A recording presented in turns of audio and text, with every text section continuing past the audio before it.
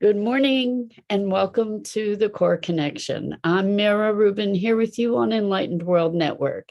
And today's topic is listening, how we actually get messages. We actually get information from our deep wisdom, our heart, our belly, our soul.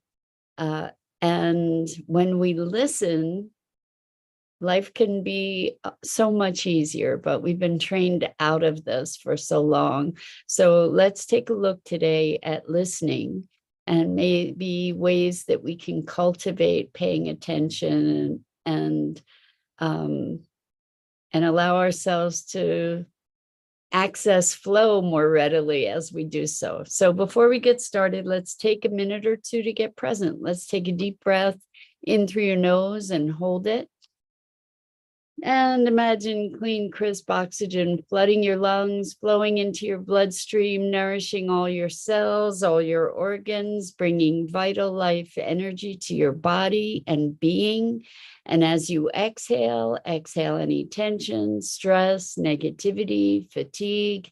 And now let's take another deep breath in through your nose and hold it. This time, imagine brilliant, bright light, lighting you up from the inside out, illuminating, electrifying, and energizing all your cells, your molecules, your electrons, creating a brilliant beam of light and energy from your heart out into the world.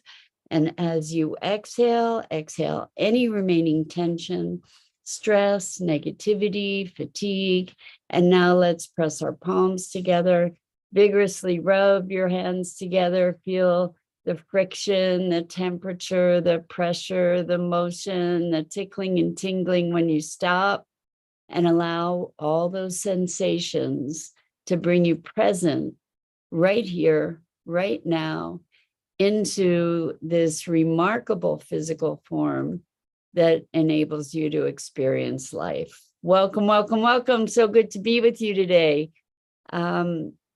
Welcome to everybody who's joining us. So today we're talking about listening.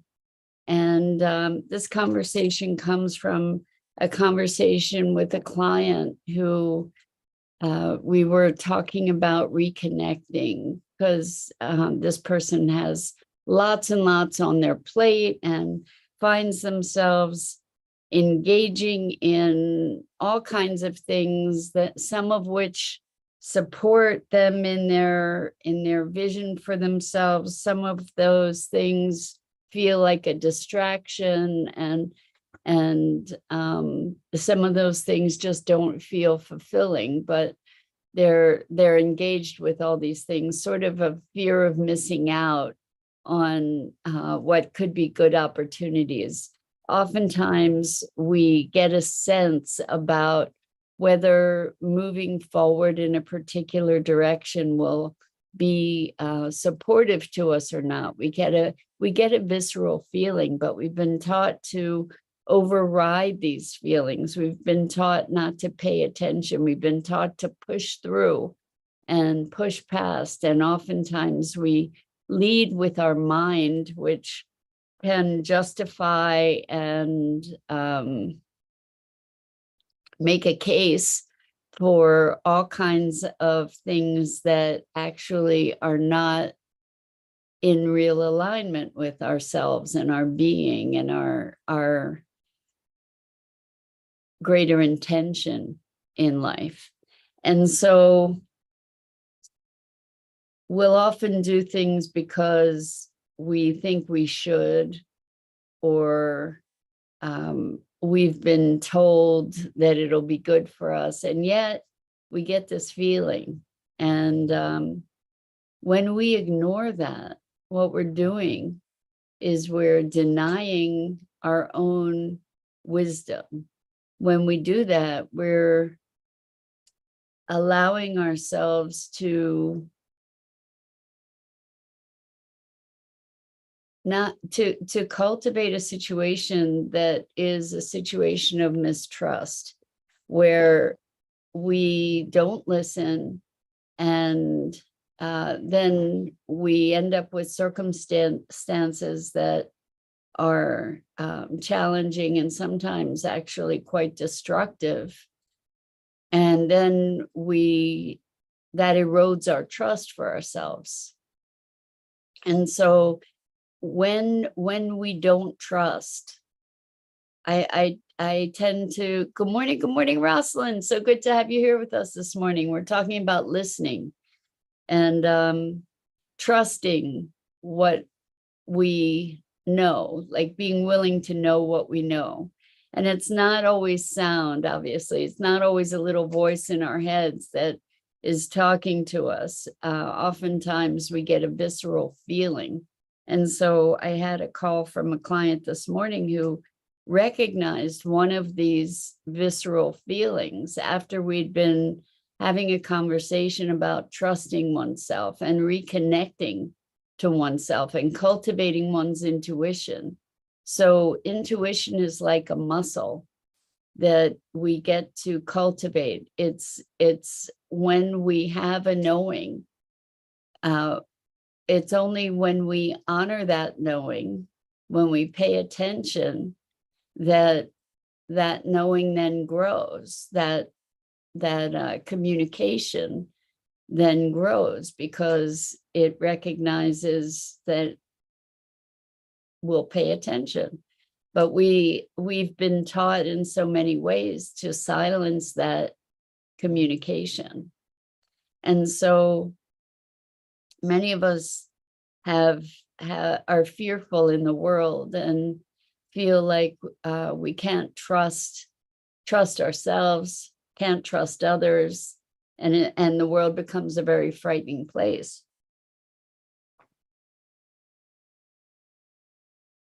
And when we cultivate a sense of self-trust and listening and faith that that we have a guidance system. Good morning, Kimberly. So good to have you here with us this morning. We're talking about listening to your inner voice of wisdom. So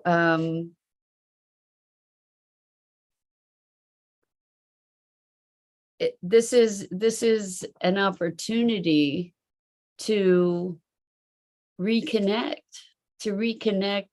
with that deep wisdom that we have. So this person that gave me a call this morning after we had this conversation about paying attention to how they're responding to these different people and these different circumstances in the context of work particularly. And they said they had an experience yesterday where after our conversation, where they were talking to one of these people in their lives that they get very, very triggered by. And they said they were entertaining the possibility of being in business with this person. And in the context of that consideration, they just felt their heart constrict. Like they said, it was an absolutely visceral feeling. And they wanted to have a conversation about it because it had just come off this session where we were talking about exactly that and how critical it is to honor that. And it doesn't mean that you don't dig more deeply into what's going on and what might have created that response, but we do get to honor that knowing. You know, like if you're in a place and you get a bad feeling, get out of there. You know, if you're walking down the street and there's somebody walking on the other side and you get a bad feeling, get out of there.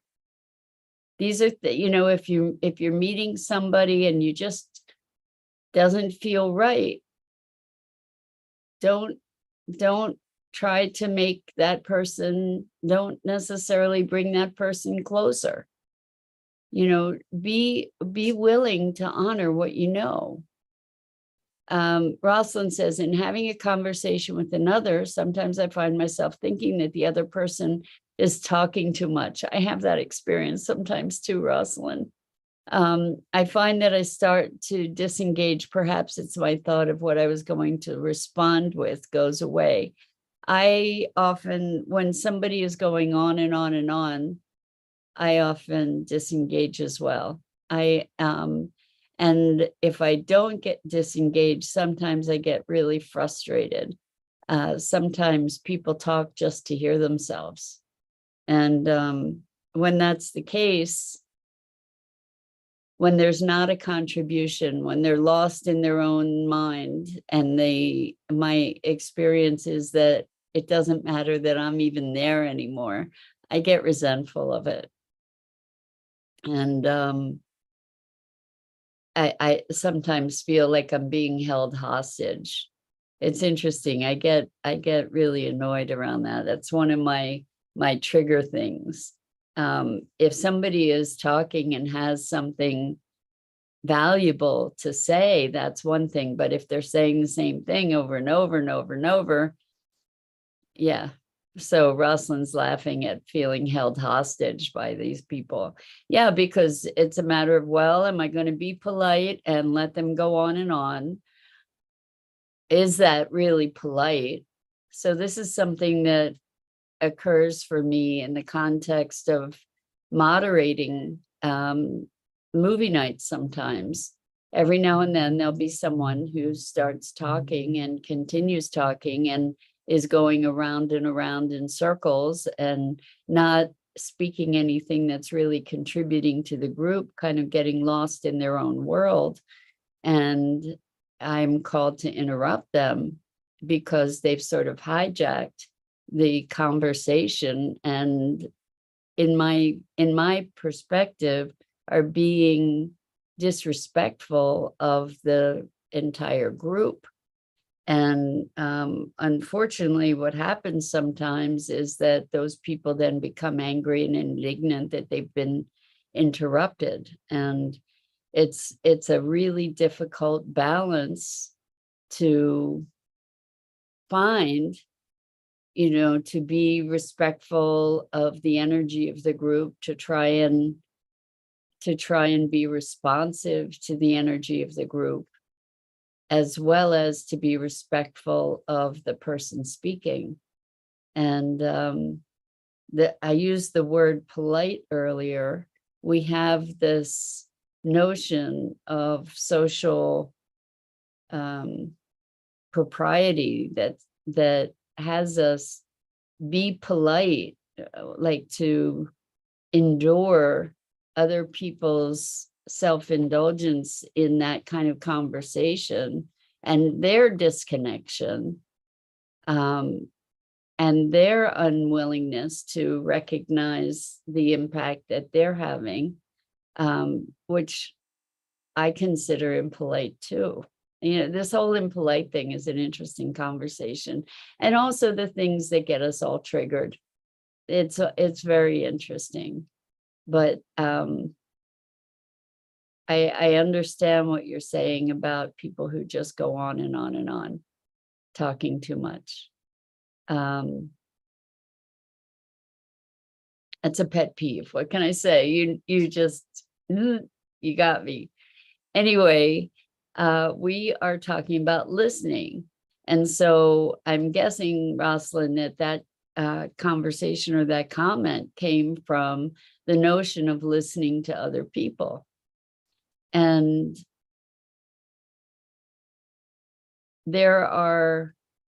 we often are more generous in listening to other people than we are in listening to ourselves. When we have, oftentimes we have looping conversations. That's not the kind of listening I'm talking about. Although we can notice that we have this looping conversation and then maybe dive in more deeply to find out what's underlying that can be a really awesome and productive form of listening. But validating the looping conversation, other than to say, wow, isn't that interesting?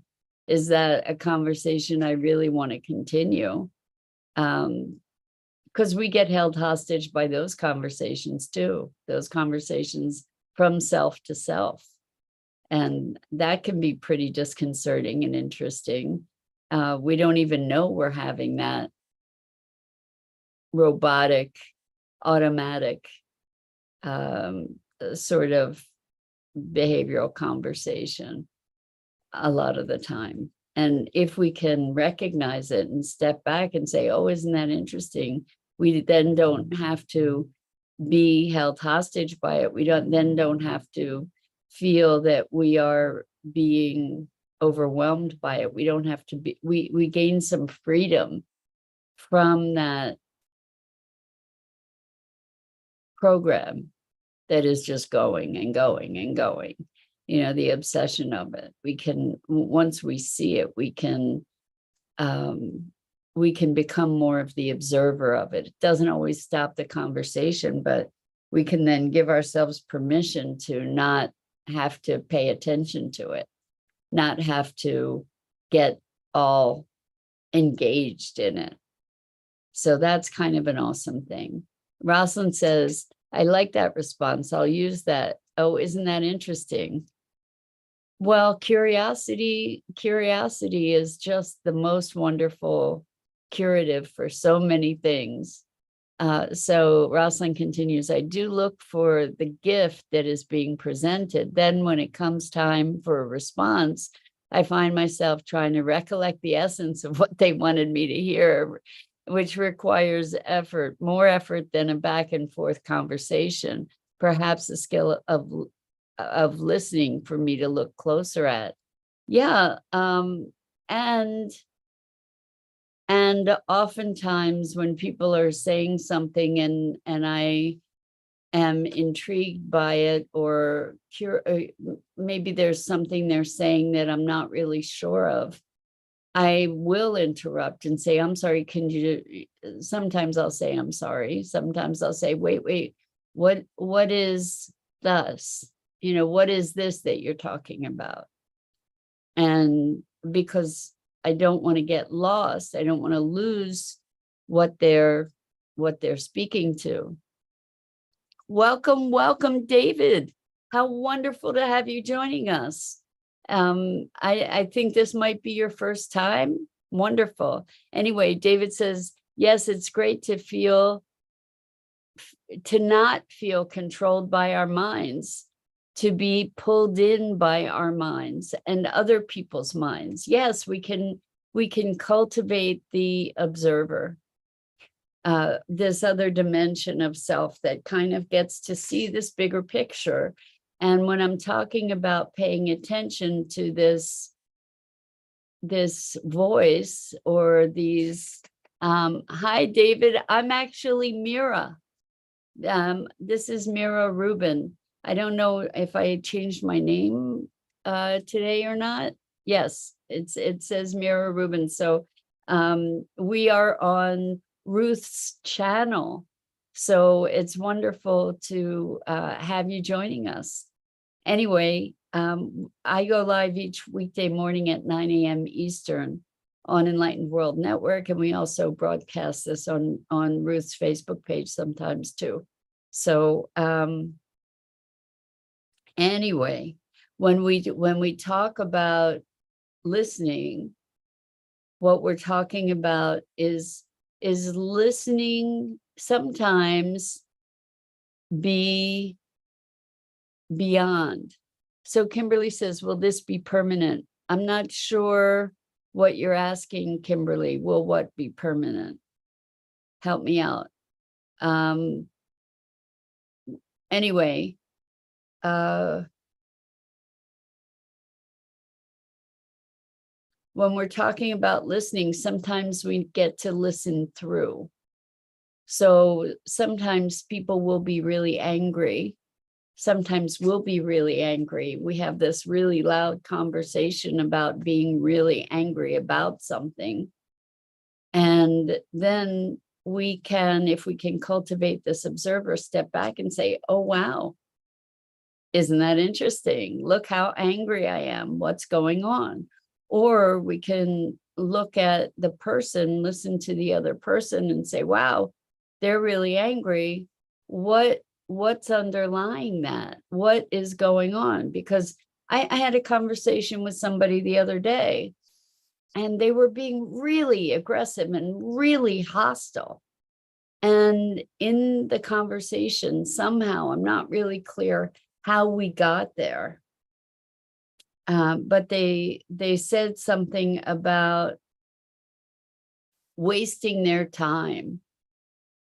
And rather than reacting to, well, it's not a waste of time, blah, blah, blah, or whatever, rather than getting defensive, what I heard is that they were really pressed for time. And I said, wait a second, are you saying that you don't have time to be engaged with this?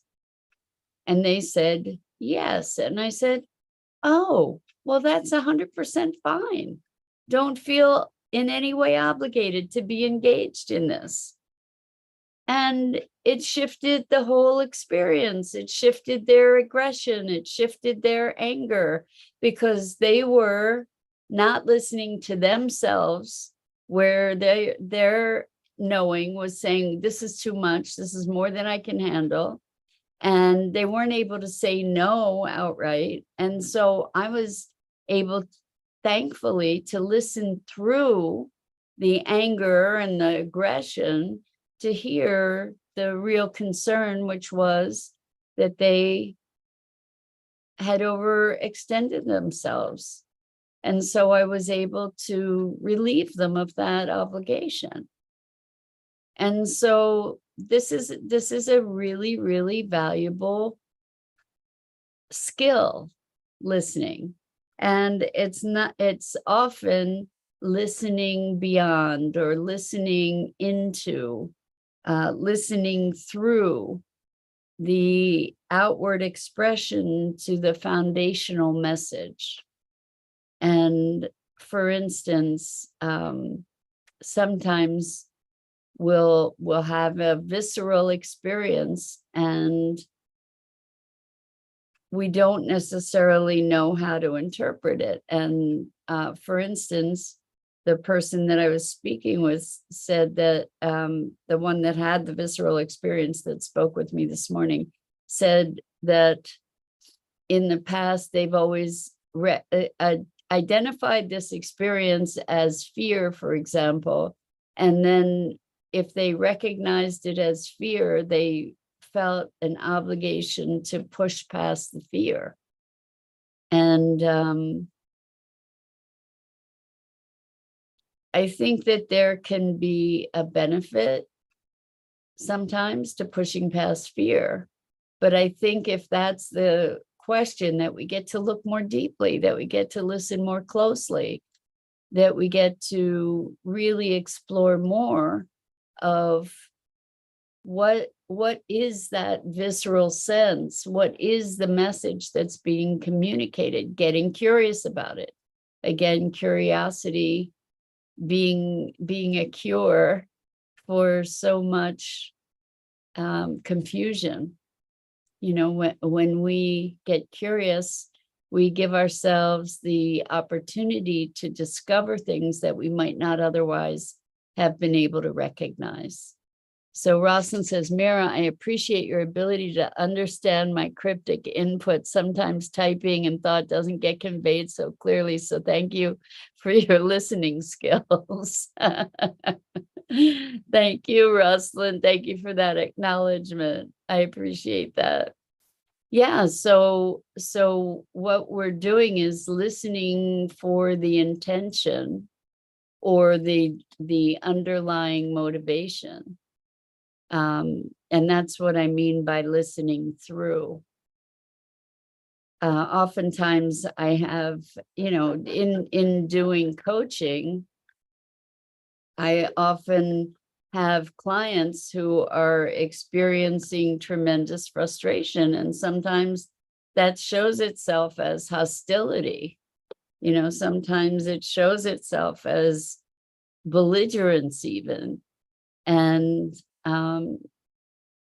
it's easier in that context because I'm clear about my role and my permission but it gives an opportunity to be able to listen past the words, listen past the demeanor into like what's really going on here.